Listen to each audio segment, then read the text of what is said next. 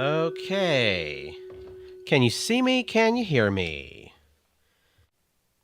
Reporting live from the home studio. If you're curious what's going to happen tonight, I'm starting this thing where I'm exploring like difficulties in the creative process, and what it's like to be like a normal person making stuff, and what's working for you and what's not. This isn't like flashy like tips and tricks in 100 ways to like crush your viewers and maximize your personal productivity and wealth and stuff like that. This isn't that. Um, if anyone tells you they've got all the answers, you should be very suspicious. But rather, instead, I'd like to share stuff that I know that has worked, and I'd like to learn from you what works for you or doesn't work for you when you're trying to create something. So that's the vibe. The mainstream is on YouTube, but you can join from wherever you want. So I think technically this is going to be a podcast, and it's called Do the Thing, and it's already out and already exists. I've been wanting to do it for a long time, but I struggled over what is it going to be, and then I realized I should just do it, right? So we'll learn what this is together. Also, let me see if you are curious about how the cat is doing. There is Studio Cat. So she's fine. She's taking a nap. Yep, cat cam.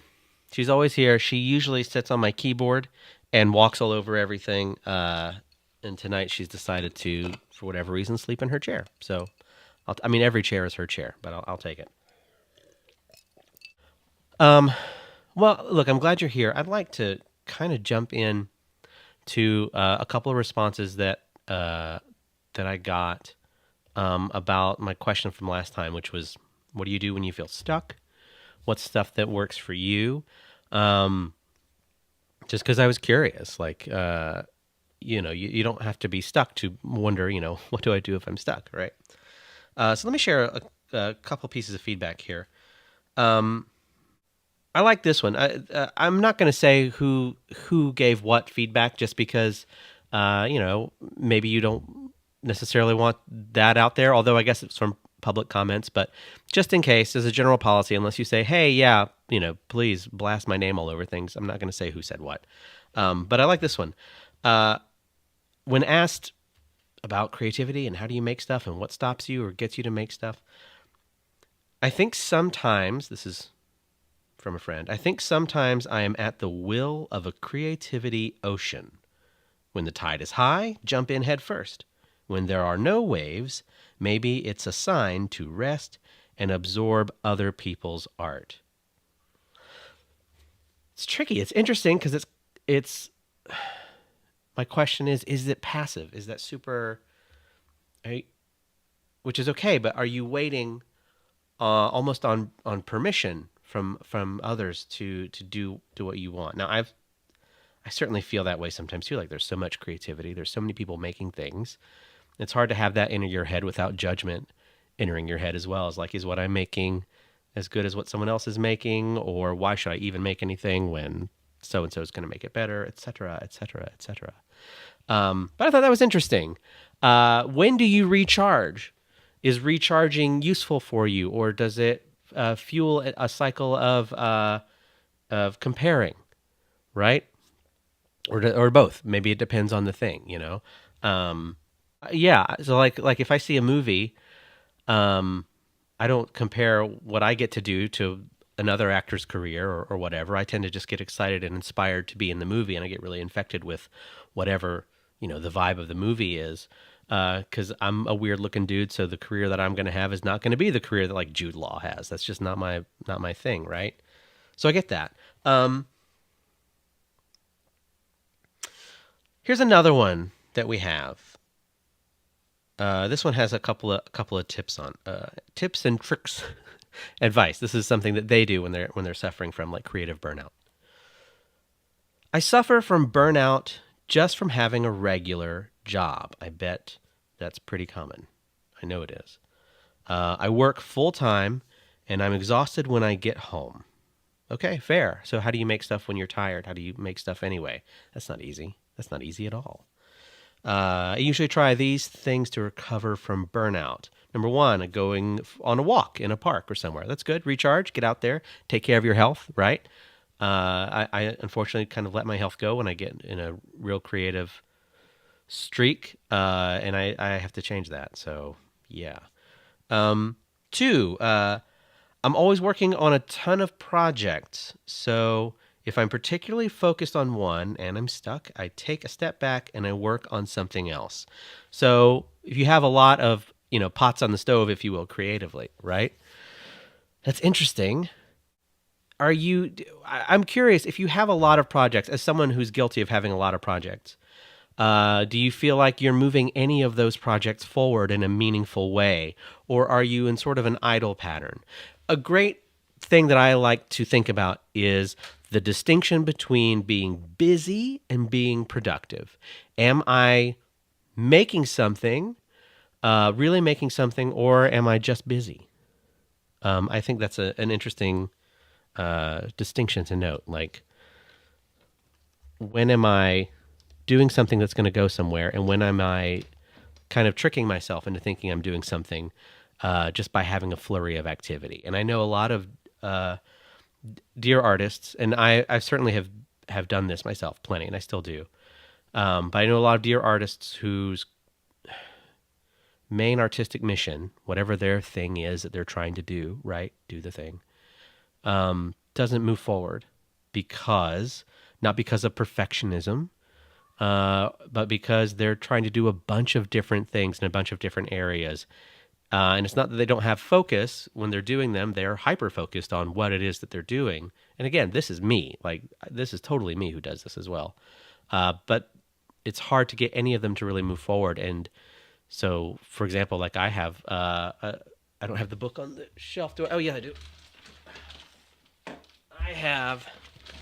I'm working on the sequel to this thing for over 10 years. Right? I've been working on that for over 10 years. Because I'm doing all this other stuff.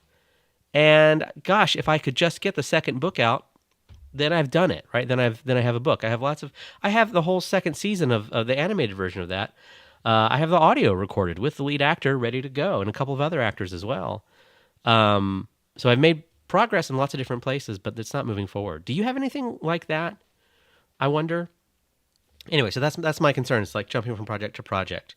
Sometimes it's really helpful. Sometimes it stops you from moving forward in any meaningful way. Oh, I don't know. So if you have a similar affliction as I do, and perhaps as our friend here does, please let me know in the comments, because I'd like to know. 1 second while I put a memory card in, I would like for you to look at this adorable cat. All right, formatting card. Fantastic. I think my other cat is destroying something in the other room. I will deal with that later. Excellent. I have from the Instagram, this just in, hot off the presses. Do something weird and different from my normal passion in a way that scratches the itch of finishing something. Oh, like a shock to the system. Okay, this is good. So this is coming in from Instagram. Oh, sorry about that, Instagram. I messed up your feed. Our friend here is talking about sometimes if you have a lot of different projects on the pot. This is good. I totally do this trick. If you have a lot of different things on the pot, projects on the pot, you finish one of the low-hanging fruit items so that a thing is just done. And you do get that sort of rush of like, oh my gosh, I've actually finished something. And that does feel good. That's amazing. That's one of the reasons I'm even doing this stream is, again, the idea for this has sat and sat. I've had show art. I've had a website URL. I've had a subdomain. I've had paid for podcast hosting just for years, just sitting on. Because it had to be a certain way. Then it's like, I should just start talking to people and streaming. Let's have them. Let's teach each other what this is going to become. And here it is. And I'm happy, Mike. I have that feeling of, oh my gosh, I've actually just like finished something or started something. Yeah, I get that.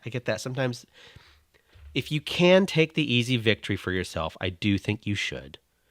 Yeah, give yourself that gift. of something has been finished. I think that's really great. Hey Cole, over in the IG, the big show's over on YouTube, but it's the same thing. I'm just literally pointing my my phone at the screen. But I'm glad that you are here. Continuing on with this person's feedback, seeing live theater or any performance, they say that it's very liberating and it sometimes rejuvenates their creative spirit. I totally get that.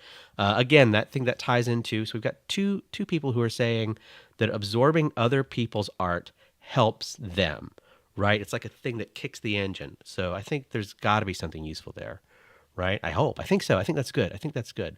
We learn from other people. I think that's really great.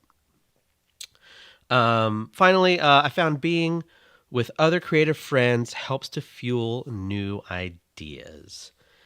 I agree with that. So you find your tribe, you find your community. Let's talk about that for a second. So if you are, I know you've heard this before, if you are the smartest person in the room, if you're the most creative person in the room, find a new room. You should be a little scared and intimidated to be in the room that you're in when you're making something. There should be someone in there. It's a hand up and a hand back. There's someone better than you in that room creating something that you're reaching up to learn from. And there's someone that needs to learn the stuff that you know that you can reach back to. And together you create this chain, right? And you're all so much stronger. If you're in an environment where you're scared because you're learning from someone who's maybe where you want to be, right? What a great fear, like a positive fear. I like to think of certain experiences with people as shared positive trauma. It's a dumb thing that I made up, but basically you're all together and you go through something that is net good, and you're all better for it, but was maybe a little scary in the moment. And I think the right creative situation can be there. Maybe you're collaborating with an artist you've never worked with before. Maybe you're auditioning for something. Maybe you're trying a new discipline for the first time, right? Maybe you do visual art or writing and you want to try music.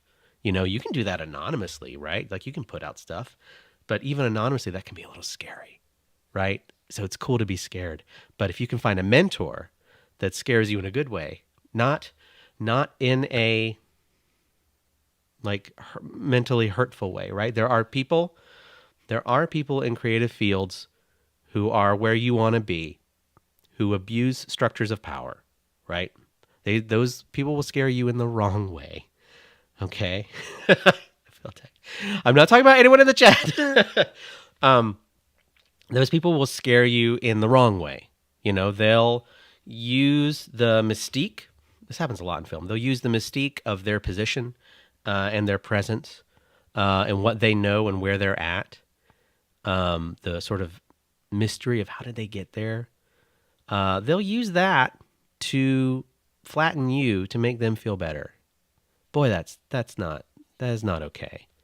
And you're often you might be in a situation, you might be in a room that scares you because you're silly and you listen to what dumb Jeff said, and you find that you're in a room with something that scares you, but this maybe is not going to turn out to be a great experience because this person has something that they're trying to work out and they're trying to use me to do it. And I don't feel like I have agency enough because of maybe maybe it's a gig. Like you want to do well in the gig and you feel like you just got to endure this person. I don't have agency enough to stand up for myself. You will get there. You will get that agency. If it doesn't come naturally to you, you can. You can stand up for yourself. You can say this is not okay. And if that's not your bag, you can just like step away, disengage as much as possible, just do the job so that you can get out of that room and get into a room with someone who creatively scares you in a positive way, right? Someone who's better than you, someone who you can learn from. And while you're doing that, if you only reach ahead, if you only think about what can I get from this person, if that's your entire motivation, then maybe you're kind of an asshole, right? Right? Or maybe at the very least, it's only selfish. It's got to be both. It's got to be both. It's got to be, I want to learn from you, and I'm reaching back to this person who also later can learn from you, but right now gets to learn from me because I'm here, right? And I'm one step closer to where they want to be. I hope that makes sense. I hope it's not too rambly, but it's got to be that chain. You're looking for someone who can help you, and at the same time, you are seeing who is in that room that needs your help, right? Like, that's a cool thing to do if you can do it. And I know that can be hard to look for in the moment because you're like just trying to get through the thing that you're doing.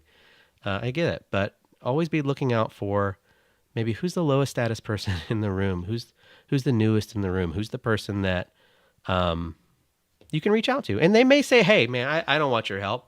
Don't run lines with me. Don't whatever it is in acting. I've experienced that for sure. And you're like, hey, cool, no problem. Right, got it. But I think you should try. Blah, blah, blah. That's just my 2 cents on that. I think it's okay. Let me catch up for just a second. I think it's cool. This is from a YouTube chat. I think it's cool to think about the way you creatively feel scared around another person. Someone is scared the same way around you. Food for thought. Yeah. I see. So you're saying if we're doing the chain thing, if I'm learning from someone and I'm trying to give someone a hand up, that maybe I'm freaking them out. You know what? I've done that. I have been aware sometimes where maybe I was a little too friendly or energetic for people. Maybe a little too direct sometimes. Yeah, I get that. You do want to be sensitive to how people are in the room. But I do like the idea of that we're all scared together. That comes back to, I think, that shared positive trauma, right? Okay, great. Catching up real quick on chat because I think there's some really nice stuff in here. I think anonymous art is so cool because it shows people you support. Okay, sorry, let me get this right. Geez, I used to do voiceover for a living. Whatever. What happened to that? You think I could read the language? I do speak English. All right. I think anonymous art is so cool because it shows people support you for your art, and the fact that you can blow up without anyone knowing who you are shows you have something special. Okay. Yes. And, oh, you're going to hate this one. Where does art for art's sake fall into that argument? You're right. It is amazing to know that you can put something out and people respond to it. The couple of times that I have experienced that in a way that was disconnected from people, like strangers, when strangers like your stuff, when that video, the cat video I did, and it got linked from freaking Daring Fireball, and suddenly like 11,000 people like, oh, this is neat. That was an amazing feeling, right? I didn't know any of them. That was very cool. And I bet if you make something totally in the dark that's anonymous, that's also like got to be an amazing feeling, right? And so I think about art for art's sake. If you know that people are responding to the art alone and not the artist, that's got to be a really cool feeling. And so you have that fun little secret of, I did that thing and nobody knows about it. That's kind of cool. Is your art worth doing if it doesn't blow up? If we pull the capitalism and the commerce out of it, if you can't make a living doing your art, is it worth doing? I don't know. That's up to you, right? That's up to you. And it might depend on what it is. I mean, I'm not going to go act in an empty room, right? I'm not going to make a movie and show it to nobody. But at the same time, I would make a movie and show it to people and actively lose money on it. Because I think that maybe the story needs to exist or something. I guess those are the gambles you take all the time as producers, but like, I don't know. Is your art worth doing if there's not a commercial component? What do you think? I'm going to read the chat while you think about it, because that's a tough one. Okay. I'm going to close out this one. Just going back to if you have a bunch of projects going at once, do they all move forward in a meaningful way? Sometimes, this is from the chat, from the YouTube chat. From the YouTube chat. Sometimes I feel like when I have a bunch of projects that I'm working on at the same time, I don't give each one the same amount of love and attention, and then all projects stop and nothing gets done. Aha! Achievement unlocked. All or nothing. All is lost. To prayers, all lost. Okay. So, if I'm not good at this thing, I'm not good at anything. Gosh, I can't even finish the one thing. The small victory that we were talking about earlier, just finishing a small thing. Oh, I can't even do that. Right? Oh, I've been there. It's terrible. What a feeling. I've thrown up my hands. And then I think maybe we go back.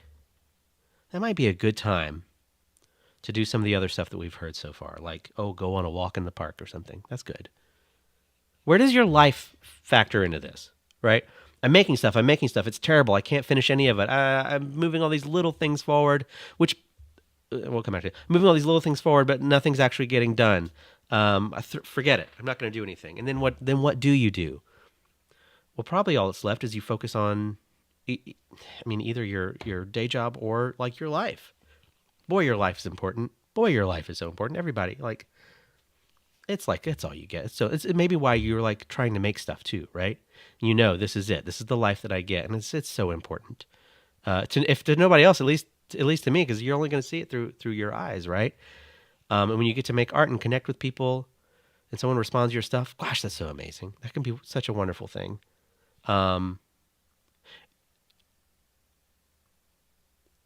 But when you can't finish something, I do think you have to go back to what are the other things that fill your life? What are the other things that you can't pour from an empty cup, right? So what's the water that you can put in it that gets you back to being strong enough to get back in there in that room that you've created and make whatever it is you're trying to make, right? Because it's worth making. Whatever the thing is that you're trying to make, it's worth making. Even if you think it's awful, because you don't know, like the person, once you make it and you send it out, it's not yours anymore, which is fantastic. I think this book is kind of terrible, but I love it. But I've had people really respond to it.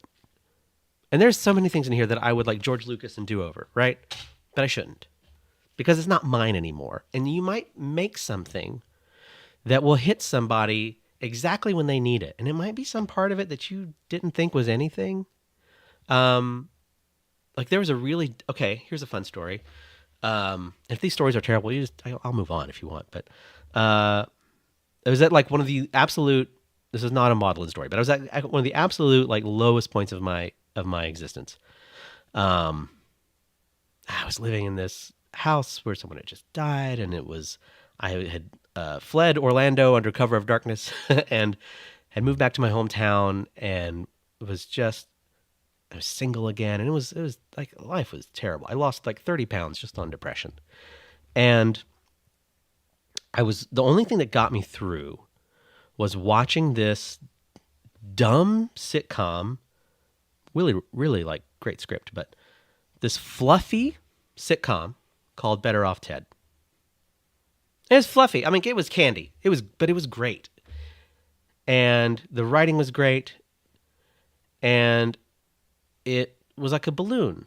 And it kept me up. And it kept me going. And I had it on like repeat, like all day, like for a long time. And eventually the cadence of the dialogue and the rapport the actors had, it made me want to write a script. And so I did. And then later, I was in a position where I got to pitch that script. 10, 12 years later, I just pitched that script to some producers. And a couple years before that, and they liked it, by the way. And a couple years before that, and then maybe it'll get made. A couple years before that, this dumb little show that got me through maybe the darkest period of my life, I was cast in this Netflix show. And I got to act with one of the actors from that show. And I got to tell her, hey, and I was trying to be cool because you don't want to be that guy. But I was like, hey, your show did so much for me. I know it was a fluffy little comedy, but it really meant a lot to me. And, and she said, oh yeah, it was a great show to do. And, actor stuff. Again, she's out here, and I'm down here. Um, but I got to have that moment. And I don't think that when ABC put that show out or when any of those actors were working on it, that they were thinking, oh, this is going to be like a change the world show. They probably thought, oh, it's funny, it's good. They got 2 seasons and then it was canceled. But for me, that piece of art hit me at the right moment. And so you might be about to make something that's going to hit somebody in the right moment. And it may be one person, it may be thousands of people. You don't know, right? So whatever it is that you're making, I bet it's worth making. So I hope you do. All right, blah, blah, blah. I know, I'm rambling. I'm sorry. Let me check out chat. And then we'll wrap up. I know people have lives. Oh, we don't pick our comfort hyperfixations. That's true. That's true. Sometimes I think my hyperfixation is making stuff. So yeah, so that's just some thoughts. If you have anything that we can share with people next time, Monday night might be a good time for me to start doing this. But if you have stuff, we're going to start wrapping up now. If you have stuff that we could share, how you do things that help you, any responses to is art worth it for art's sake? Is there art versus artist? That kind of stuff. Or is there a project that you're sitting on that you have never shared with anybody? So last night, I got a very nice message on Mastodon from a very cool guy who's a musician. And I was just curious. I was like, has your band played shows recently? We don't know each other like human beings, but we know each other through Mastodon and YouTube and stuff. And they're like, yeah, well, we haven't played in a while, but I'm back in the studio again and I'm doing all this. And then he sent me 2 tracks and they're great. Like one is like basically done. And another is what you would do if you go in the booth and throw together kind of a quick jam thing as he's working out the song. And I thought, damn, that's so brave. That person is so much more brave than I am, because not only did they share with me their music, they shared with me their one piece of music in an earlier state, showing someone your incomplete work, if you will. That can be so scary. So I'm curious, do you have something like that you're starting or you haven't shared yet? For me, mine is since I was 16, I have written songs and music, and I have a ton of it, and I've recorded some of it. I don't share it. I just don't. So that's my little secret project. Do you have one? I'd be curious to know. Whoever's left, thanks for being here. We're going to say goodnight. And I hope that you give some response for next week. Hey, some of this I'm going to turn into some animated stuff.